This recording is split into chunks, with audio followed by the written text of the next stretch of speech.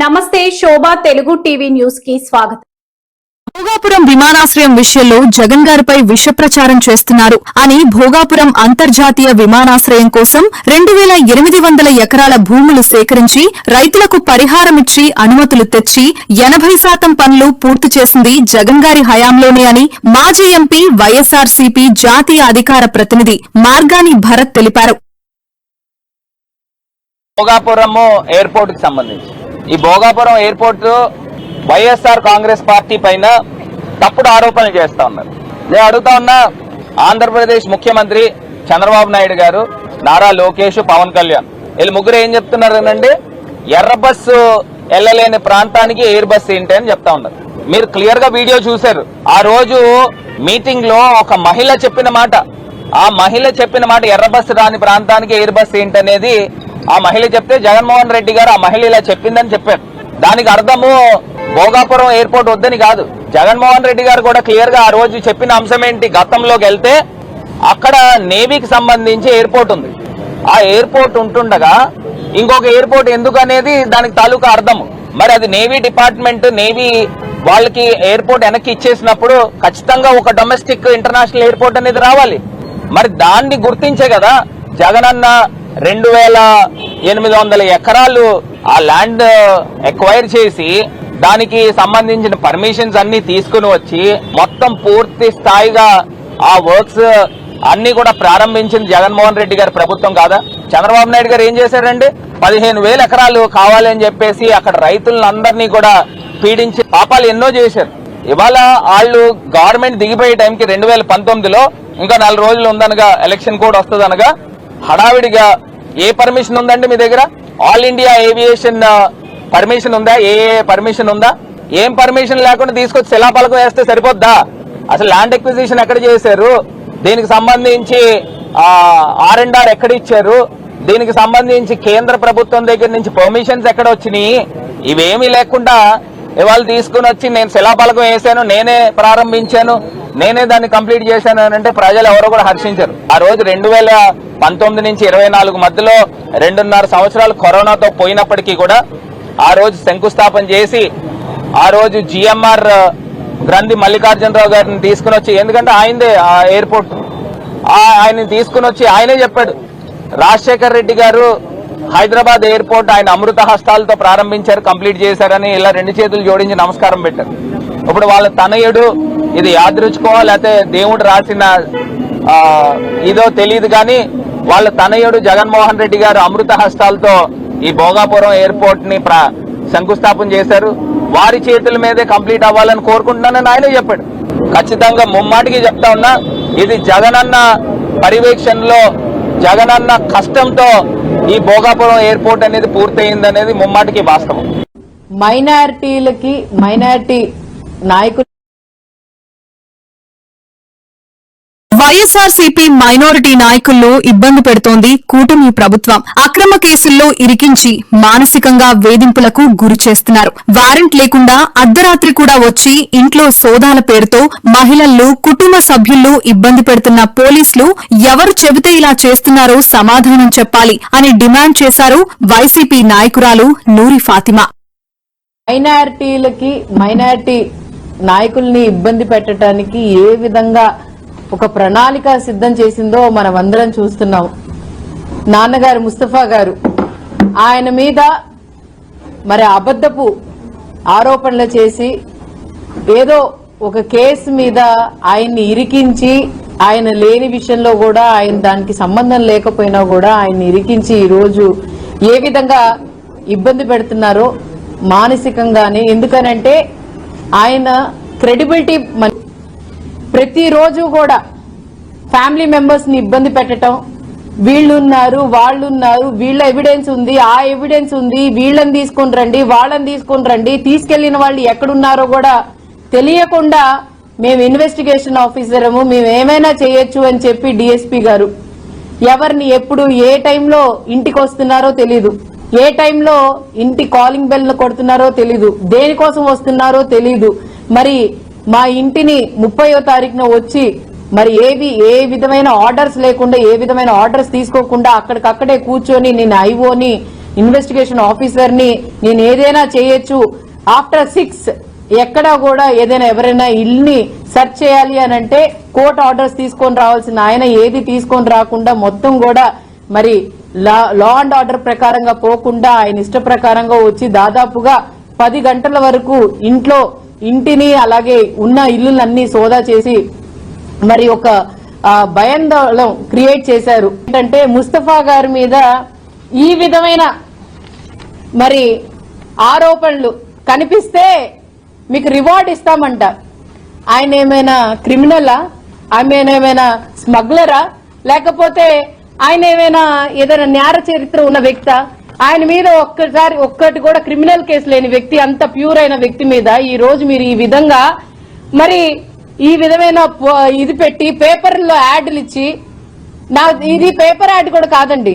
ఒకవేళ పోలీసులు ఒకవేళ యాడ్ ఇవ్వాలి అనుకుంటే they have some rules and అది ఒకటి ఉంటది వాళ్ళకి. మరి అదంతా లేకుండా ఇది నార్మల్ గా ఒక మరి పేపర్ వాళ్ళు ఈనాడు పేపర్ వాళ్ళు ఈ విధమైన రాయటం కరెక్టా అని చెప్పి నేను ప్రజల్ని అడుగుతున్నాను. మైనారిటీలు అంటే ఇంత చులకననా? మైనారిటీ ఎమ్మెల్యేగా చేశారు ఆయన్ని, మీరు ఏ విధంగా మరి ఎలాగైనా ఆయన్ని ఇబ్బంది పెట్టాలనే కదా, ఏ విధమైన మానసికంగా స్లో పెట్టాలి. లేకపోతే ముస్తఫా గారి మీద ఇప్పుడు కూడా ఏది కూడా ఒక మచ్చ కూడా లేదు, ఆయన మీద మచ్చ వేయాలి అని అంటే ఆయన ఈ విధంగా చేస్తేనే అయ్యిద్ది అంటారు. మీరు వచ్చి మీ ఇష్ట ప్రకారంగా ఎప్పుడంటే రాత్రి అర్ధరాత్రి 1వ తారీఖున రాత్రి అర్ధరాత్రి కూడా మీరు ఇంటికి వచ్చి తలుపులు కొట్టారు. దాదాపుగా బెల్ కొట్టి అపార్ట్మెంట్ లో ఉన్న సీసీ ఫుటేజ్ లో ప్రతి ఒక్కటి కూడా రికార్డ్ అయి ఉంది. మరి ఇదంతా మీరు సిస్టమేటిక్ వే ప్రకారంగా చేస్తున్నారా, లా అండ్ ఆర్డర్ ప్రకారంగా చేస్తున్నారా, లేకపోతే మీ ఇష్ట ప్రకారంగా ఎవరు ఆర్డర్స్ తో చేస్తున్నారని చెప్పి మరి పోలీస్ వ్యవస్థను అడుగుతున్నాను. ఈ రోజు ఒకళ్ళు ఊడిగం కడుతున్నారు, ఒకళ్ళు చెప్పినట్టు నడుస్తున్నారు. రేపటి రోజు ప్రభుత్వం మారిద్ది. ప్రభుత్వం మారినప్పుడు మీ పరిస్థితి ఏంటో ఒక్కసారి మీరు ఆలోచన చేయండి. ఎందుకనంటే ఒకళ్ళకి న్యాయం అనేది లైక్ వ్యవస్థ మీద పోలీసుల మీద నమ్మకం ఉంటది. మీరే ఒక క్రిమినల్ కో లేకపోతే మీరు ఆరోపణ చేసి క్రిమినల్ కి మీరే సహకరిస్తున్నారు. ఎందుకంటే సూరిబాబు అనే వ్యక్తి మీద ఎన్నో క్రిమినల్ ఆరోపణలు ఉన్నాయి. ఆయన మీద మీరు చూసుకుంటే ముందు చీటింగ్ కేసులు అన్ని ఉన్నాయి, ఆయన్నే ప్రోత్సహిస్తున్నారు.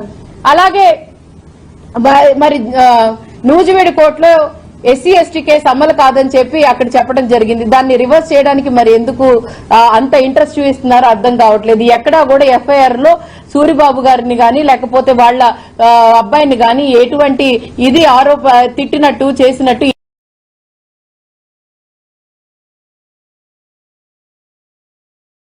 ఆలూరు వైసీపీ ఎమ్మెల్యే విరూపాక్షి ఇంట్లో ఎవరూ లేని సమయంలో కులం పేరుతో తనను దూషించాడని, దాడి చేశాడని, తన భర్తను చంపేస్తామని హెచ్చరించారని దళిత మహిళ ఆవేదన వ్యక్తం చేసింది.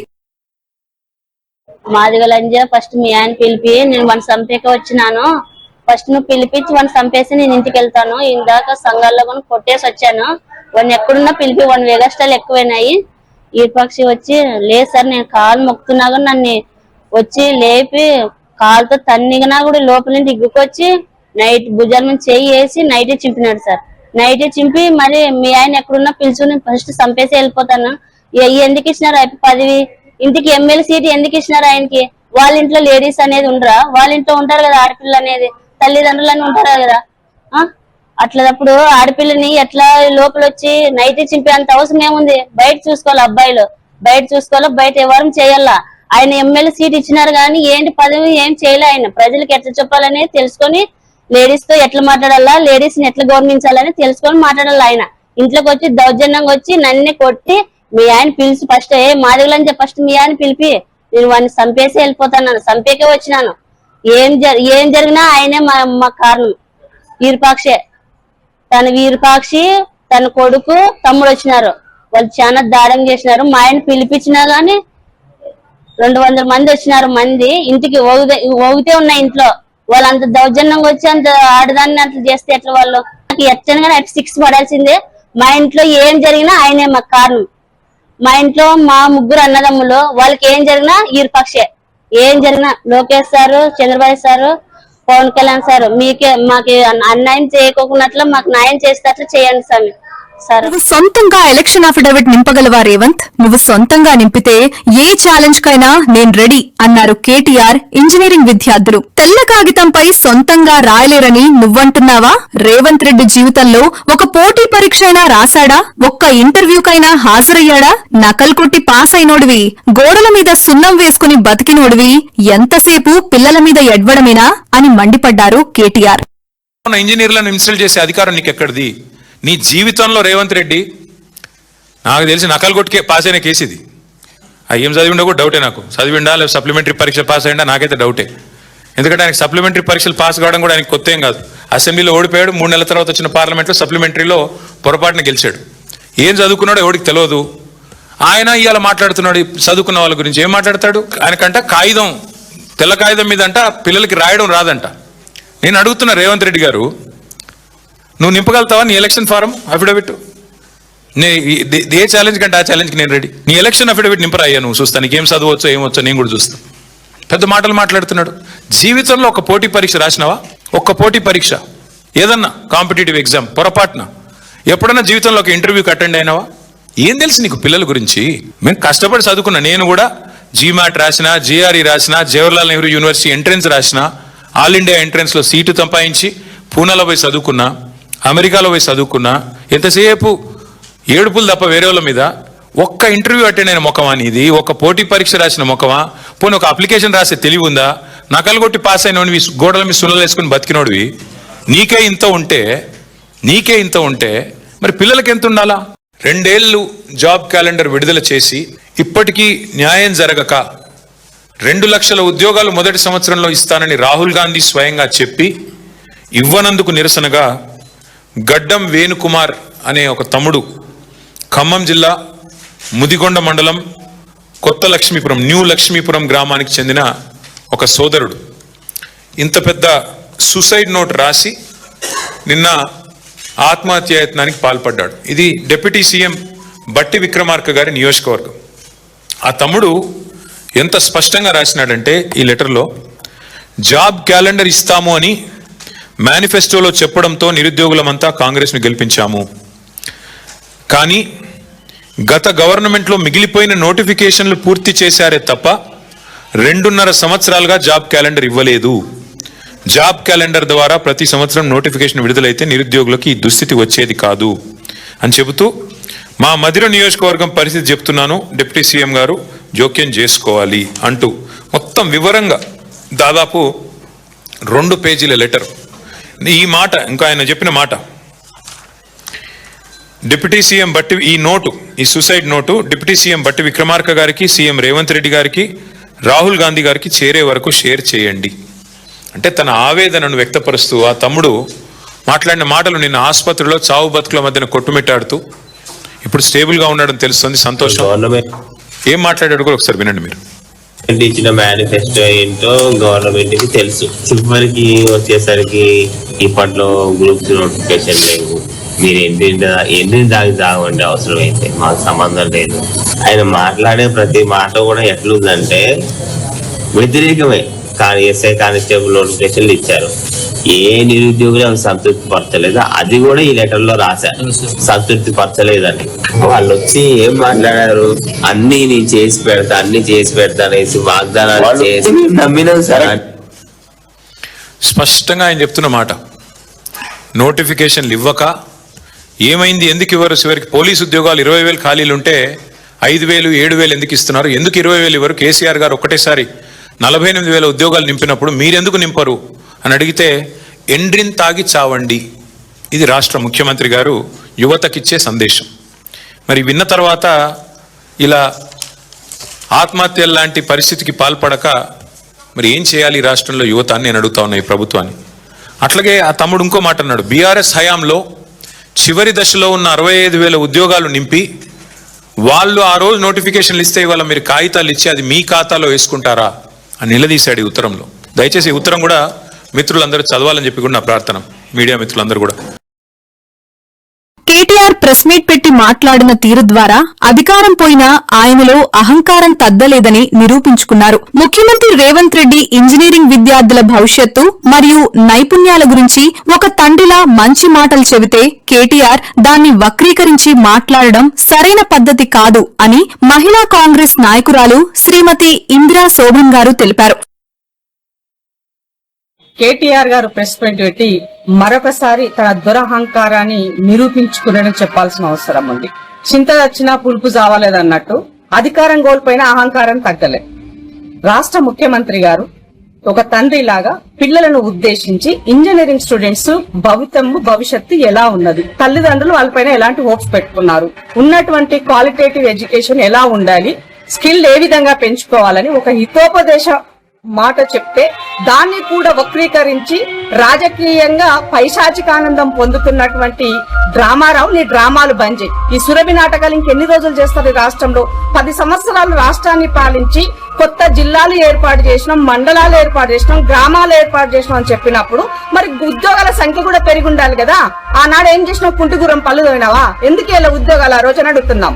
నీవు 10 సంవత్సరాలు పాలిస్తే 1,11,000 ఉద్యోగాలు నువ్విస్తే ఇవాళ రేవంత్ అన్న ప్రజాపాలనలో వచ్చిన 2.5 సంవత్సరాల కాలంలో దాదాపు 1,00,000 ఉద్యోగాల వైపుకి అడుగులు వేస్తున్నారు. మరి ఎవరు గొప్ప ఇందులో? 10 సంవత్సరాలు పాలించి 1,11,000 వేసినాడు గొప్పనా? 2.5 సంవత్సరాల కాలంలో దాదాపు 1,00,000 ఇచ్చిన గొప్పనా? కాబట్టి సిగ్గు శరం అన్ని మానిపోయి ఇవాళ పొద్దున్న లేస్తే రాజకీయ కోణంలో పబ్బం గడుపుకోవాలా, ఎటకారంగా రేవంత్ రెడ్డి గారి పైన సెట్టర్ లేయాలా. ఇదే నీ జీవితమా? ఇదే నీ చదువుకున్న సంస్కారమా? ఇదే నీకు నువ్వు నేర్చుకున్నా? అందుకన్నా కాన్వెంట్ బల్లె చదువుకోవడము, విదేశీ డిగ్రీలు ఉండడం గొప్పతనం కాదు. సంస్కారం ఉండాలి. మాట్లాడే విధానంలో నిజమే అని ప్రజలు నమ్మే విధంగా ఉండాలి. అది ఇంత నీకు చిత్తశుద్ధి ఉండి ఇంజనీర్ల పైన నిజంగా ప్రేమ ఉంటే నీకు మానస పుత్రిక అని నీవే చేసినటువంటి మిషన్ భగీరథ కార్పొరేషన్ లో జూలైలో 2020లో మిషన్ భగీరథలో దాదాపుగా 709 మంది ఉద్యోగాలను తొలగించి రోడ్డు మీద కూర్చోబెట్టినావు కదా. సిగ్గు అనిపిస్తలేదా? చూడు, ఇది దాని యొక్క నిదర్శనం. ఆనాడు నువ్వు చేసినటువంటి నిర్వాకానికి ఈఎన్స్ ఆఫీస్ ముందు కూర్చొని వాళ్ళు ధర్నా చేసినటువంటి ఆధారం ఇది. ఇంకనన్నా సిగ్గు, ఈ లజ్జ ఏది లేకుండా ఏది పడితే అది నోటికేది వస్తే అది మాట్లాడడం, ముఖ్యమంత్రి గారిని అవహేళన చేసి మాట్లాడడం, ఇది గొప్పతనం అనుకుంటున్నావా? కాన్వెంట్ల చదువుకొని దేవుంటే పెద్దగా ఇంగ్లీష్ భాషను చేస్తేనే ఇదే ప్రజాక్షేత్రంలో గొప్ప అని అనుకుంటే ఇది నీ అహంకారానికి నిదర్శనం అని చెప్పాల్సిన అవసరం ఉన్నది.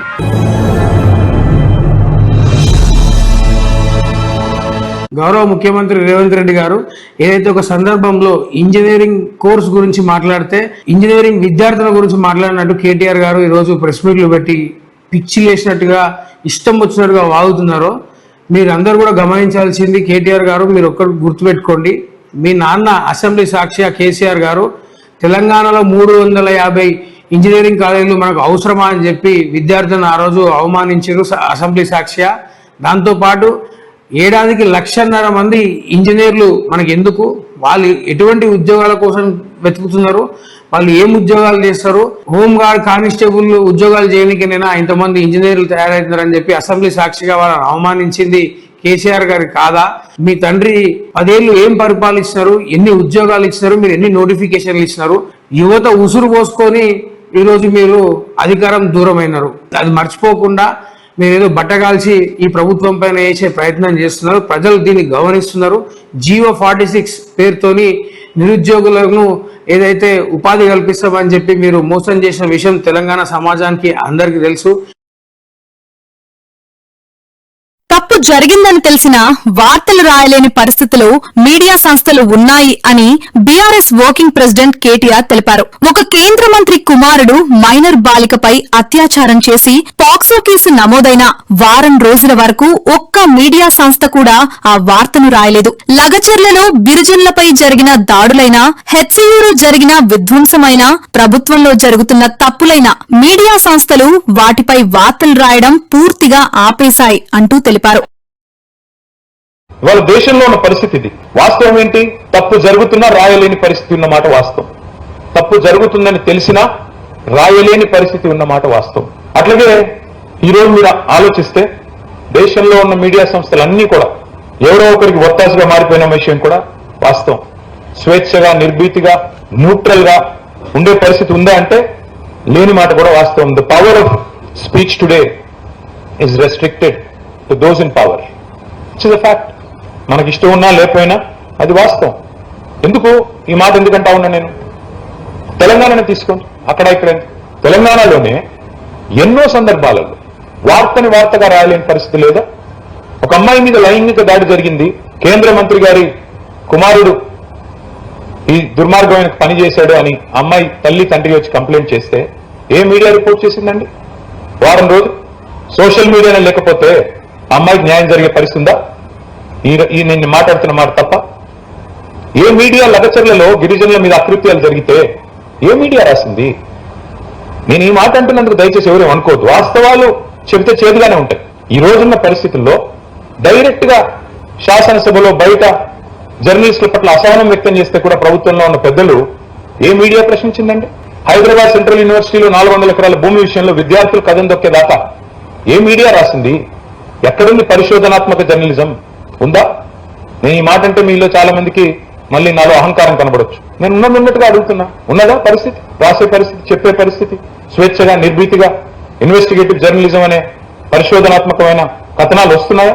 వాస్తవాలు చెబితే నచ్చవు. అందుకే ఏమవుతుంది, ఇప్పుడు మీరు ఇన్వెస్టిగేటివ్ జర్నలిజం మొదలెడితే వెంటనే కొత్త ఐటీ రూల్స్ వస్తాయి, టెలిగ్రాఫ్ యాక్ట్ అమెండ్మెంట్లు వస్తాయి, టెలికమ్యూనికేషన్ యాక్ట్ కొత్తది వస్తోంది, కేంద్ర ప్రభుత్వం తెస్తోంది, మీడియాని గుప్పెట్లో పెట్టుకోవడానికి కొత్త చట్టాలు. మన రాష్ట్రంలో కూడా తయారు చేస్తా ఉన్నారు, hate speech bill. Yes, hate speech bill should start with people in government. ముందు మీరు మానేయండి హేట్ స్పీచ్లు ఇవ్వడం. ముందు మీరు మాట్లాడే భాష నియంత్రణలో పెట్టుకుంటే అప్పుడు ఇతరులు అనొచ్చు హేట్ స్పీచ్ అనే మాట. అంటే ఈ రకంగా మనం మాత్రం ఏదంటే అది చేస్తాం, కానీ ఇతరులు మాత్రం చేయకూడదు అనే పద్ధతి మాత్రం మంచిది కాదు.